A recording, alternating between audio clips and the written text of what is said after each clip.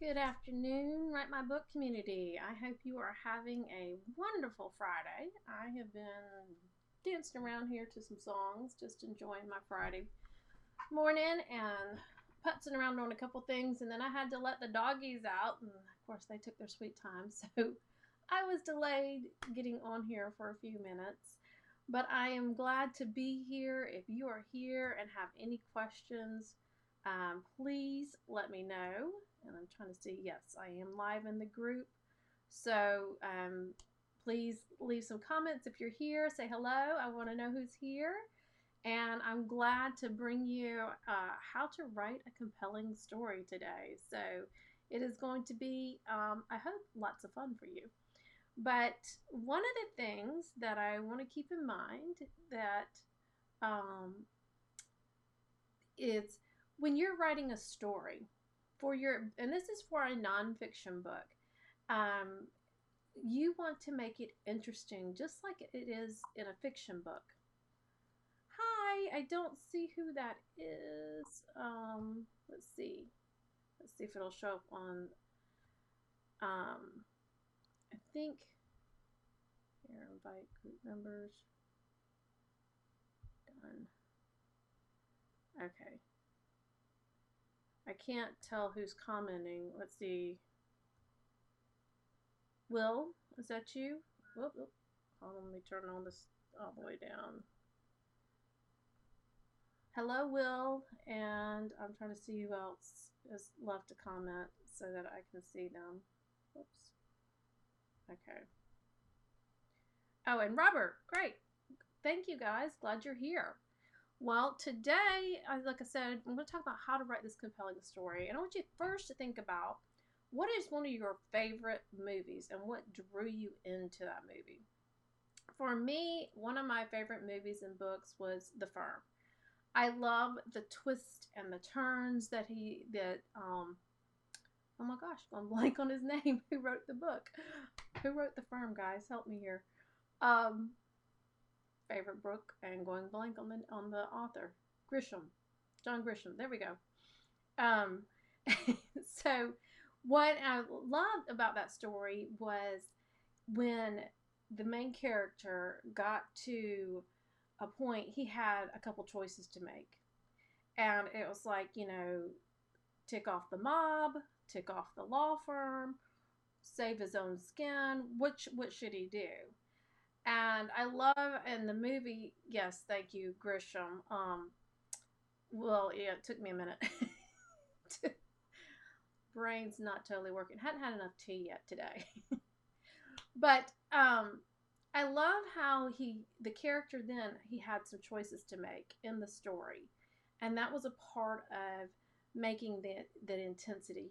Whose skin is he going to save? His own, or the firms, or the mobs? Who is it? And the FBI gets involved and says, if you want to save your own skin, let's break, do a deal, and you get us the intel on the what's going on in the law firm. And he brings them this case, which, in the words of the movie, was it has teeth, but it's not sexy. They had committed a felony by sending things in the mail that they shouldn't have been sending in the mail. So, so in the end, not only does he save his own skin and he gets out of the law firm, but the mob's not after him either, because that was the thing. If he'd helped the FBI like they wanted, the mob would have been after him for years. And so he was able, and then he also helped his brother, So I'm assuming most people have watched the movie. If you haven't, I'm sorry, I just gave it away, but it's like, what, 20 years old, Will, or more? So hopefully you have watched it and you can understand that intensity. So when you're writing a nonfiction story, you want those kinds of elements in your story, and that's what's going to keep people interested and keep them going. And so what I want to tell you is there are 5 elements to bring your story to life. And the first one is context. And it'll be context is you want to bring the people into the world of your story. You just don't want to start a story and people have no idea like who's involved, what's going on, where you're at. You have to give them some kind of context. So where, who, and why. Where is the story taking place? And this could be as simple as, in St. Louis in December of 2015, whatever. Just to give hints. It doesn't have to be a long, long description. Or it could be, depending upon what you're writing about, it could be like one of my clients wrote about things that happened when she went through her divorce after her husband had betrayed her, cheated on her. She gave context to what happened in that. She starts off with the night that she confronts him. So people know, okay, they're in a marriage, he's cheated on her, she's confronting him, and they know what's going on. Now, that's the where. The where doesn't always have to be the place. It has to be context of what's going on in the situation. That's what the where is. Not necessarily a location as much as what's going on in the scene. And I call it a scene because when you're telling a story, it is a scene that you're sharing. So where does the story take place? Who's involved in the story? Introduce them to the people in the story. You want to give some kind of inclination of what's going on and who's involved, because then that's how people are going to gravitate them and they're going to care. Another story that I helped with that she started off with this woman plotting off a plane, and she's slowly, making her way through the airport. And come to find out, just 12 hours before, she found out her mother was dying. She's going to go see her dying mother. Well, and she talks about a necklace she's wearing. Well, but she told about the necklace before we knew who we're talking about and what was going on and why did we care about the necklace. So we flipped it around. And so you want that. You want to have context and you want to know who it is because you want to care about the person and what's going on, or whatever it is that you're talking about. You want to care about if it's a thing, an animal, or a situation, whatever it is. You want to have context, care to finish reading the story. So you have to have that context. Who's involved? Why? Why should we care about them? And what? What are they doing? What are they trying to accomplish? What are they going through? And I have to say, it's really funny. I've got the Facebook Live on my iPad so I can see how it's going, and I see my hands moving in my peripheral vision. So sorry, I feel like I got double whammy with the hands. But you want to see what they're trying to accomplish. And then the next thing is, what conflict? There has to be some kind of conflict. The conflict could be that the person hasn't reached their goal. The conflict could be that the relationship's in trouble. The conflict could be the person finds themselves after years of eating unhealthy, that they're extremely overweight or they have serious health issues and they need to lose some weight, but they're not sure how.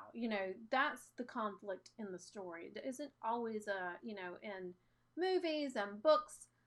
A lot of times it's, shoot 'em up scenes, and that's not typically what's going to be happening in a nonfiction book, obviously, unless you're talking about some kind of violence going on in a book, so typically that will not be in a nonfiction book. So, but what is the struggle that the person's going through, or what is the problem in their story? So if you're writing a nonfiction book, you're going to have a problem most likely that you're trying to help your client, your reader, solve. And if you're trying to help them solve a problem, then you want to be talking about that problem. And these stories could be short stories that you're using for illustrations along the book, or they could be a story like my previous client did. Her story about her divorce and betrayal and just other things that happened in her life, she wrote about through the entire book. So she didn't just dump the story and then talk about it. The story was dripped out through each chapter, and the whole, at the end, how it came up and resolved for her and how she found healing is at the end of the book. But she talks about it along the way too, because that was the point of the book, was how to help people who are hurting and have been through very traumatic and painful situations. So, what is the problem in your story? You want conflict. So first is context. Let people know where you're at. Second is conflict. And then tension. You want to raise that tension. And you know what? I keep forgetting. I need to move my microphone. You might could hear me a little better. So hopefully that's a little better. But tension, you want to raise the tension. What keeps the main character or person from achieving their goal or overcome their obstacle? What is it? And it could be more than one thing. It could be multiple things that's keeping them from achieving their goal. If it's someone who's had serious health issues, and there may be multiple ones, and maybe there's things that they can't do to get their health better because they're not physically able, or there's medicine they're taking that's causing things to happen that they can't lose weight, that it's helping, it's making them retain weight. So there's all kinds of ways that you can raise tension. And think about how is tension raised in a fiction book or a movie. There's a problem, they can't solve it. Then there's another problem that stacks up on top of the first problem, they can't solve it. There's another problem, and usually there's 3 or 4 problems, or they almost get it fixed, and then something happens, and they can't resolve the issue, and the tension's raised again. So, like in the instance of the firm, he not only did he have the law firm figuring out something was up, that he knew that he was being a snitch, and he had the FBI after him and the mafia. And I thought it was pretty gutsy to go and talk with the mafia when in the midst of everybody's chasing him, So that's how you keep raising the tension in a story. And it's depending upon your book and what you're trying to convey. You may only need a little tension, because tension is what makes it interesting. And tension is just that, they're trying to achieve something, but they can't quite get there. And something keeps stumbling and putting them, blocking them in the way. And if you're writing a nonfiction book to help somebody, then typically there's obstacles that those people are going to have to overcome to achieve whatever goal it is that you're trying to help them achieve. So if you think of it that way, what are the obstacles that people go through with whatever you're trying to teach? And it may be you learn from your clients. That's the way I have learned, is by helping clients. I know what most of my clients struggle with, and it's very similar things. Some are a little different than others. And so I know where their stumbling blocks are. And one of them is how to tell a really good story. So, bring it back here. So the first thing is context. You want to know the where, who, and why. Conflict, what is the struggle the person is going through. Tension, what keeps them from achieving their goal. And breakthrough, what is that breakthrough moment? Or maybe their journey is a breakthrough. Or maybe it's your journey that you had a breakthrough, whether it's you or other people. But sometimes it's not just a series of events. I mean, it's not just a one-time event. It is a series of events. So if you think of it in the context of the firm, there were a series of events that happened before he realized that the law firm he was working for was conducting things illegally, and they were helping the mob do things illegally. So he had a breakthrough when he realized this, but then he had to figure out what was he going to do to get out of it. That was his thing. And then that was another breakthrough. There was the first breakthrough of, okay, oh my gosh, I have a problem. I am working for people who are working for the mob. I got the FBI coming down my throat. And what am I supposed to do now? How am I going to get myself out of this mess alive, and my wife, without hurting someone, So, sometimes, like I said, it's not just one event and they have this, all is well. I mean, rarely does that happen in life, that people have this one moment. Usually it's a series of events that gets them to a point of, okay, now I can handle this. Now I can look back and I see the problem and I see where I've fallen. Now, what am I going to do to change this? And that's their breakthrough moment or journey. So then the last thing is transformation. So one is context, where, who, why. Conflict, what's the struggle in the story. Tension, you want to raise the tension, keep it interesting, depending upon your book of how much tension you want. And then breakthrough is the fourth thing. And then the fifth thing is transformation. What is the transformation, and how did they accomplish their dream or goal? So what helped get them from breakthrough to transformation? What were those steps that they took, or what did they have to walk through? What fire did they have to walk through? How did they start to eat healthier and live healthier? Did they get off medicines? Did they lose weight? Did they take supplements? Did they follow a certain plan? Those are the things that you want to know with the transformation. It could be mental breakthroughs for people who have trouble with financial mindset things. It could be all kinds of different ways. Whatever that you're trying to teach in that transformation, you want to know, how did they accomplish that dream or goal?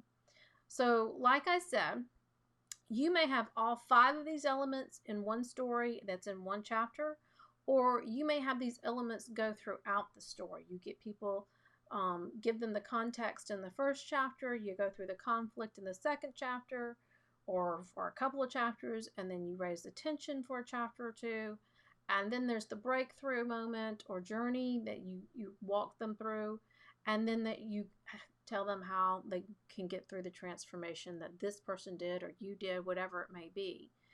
And though, like I said, all of these can be in one short story that you're giving an illustration, and it could be in a short story, it could be a paragraph.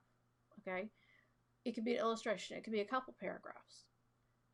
It just depends on what you're trying to be. Or you may only tell bits and pieces of, okay, well, this client, this was happening for them, and when I get to the next chapter, you have another client that is actually to help with the conflict part. So it just depends on your book. And what I'm doing is, it's probably going to be 3 to 4 weeks before I get this finished, because I'm actually going to finish writing it today. But this is one part of the 5 fiction techniques every nonfiction writer needs to know. This is one of them. This is actually number 4. And what I am going to do is, in about 4 weeks, I'm going to release this as a mini course that you'll be able to buy, and it will have a little video to go with each chapter so that you can get some context to what I'm teaching in the book. And I will go in a little more depth in all of this, with all the 5 elements that you just learned today. These 5 elements are one of the 5 techniques. So hopefully that's not too confusing, too many 5s. But if you want to know more about that, then I suggest that you get on my list, because I'm emailing my list and I'm keeping them up to date on when this is going to be released. And I would love to have you as a part of the Write Coach community on my email list, as well as here in the Write My Book group. So to go to the writecoach.biz, and you can sign up. There's a pop out on the sidebar that you can sign up, and there you get a 4 email series, which is the 4 steps to the Write Book. It helps you set up and organize your book. And there's a writing planner with that. If you are already on my list, obviously, then you'll know when it's coming, and I appreciate you being on my list. The other place you can sign up for my list is on the bottom of the first page. There's a big section at the bottom where you can sign up, and it gives a little more detail about what's in the series. It's not a whole lot of detail, but it's a little bit more. But all of that to say, the 5 fiction techniques every writer needs to use will be released, like I said, in the next 3 to 4 weeks. I'm excited about that.